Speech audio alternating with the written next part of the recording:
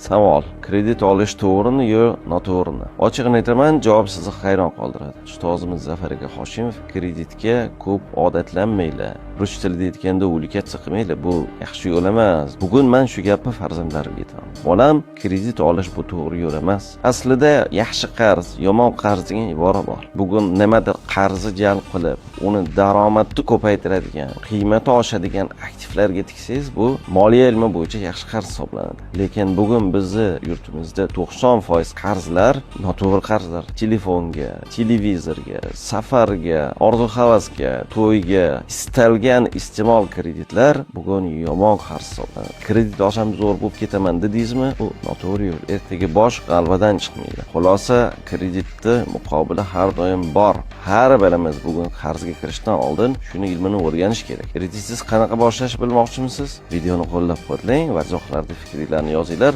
Sizga mos kontentlar yaratishda davom etamiz.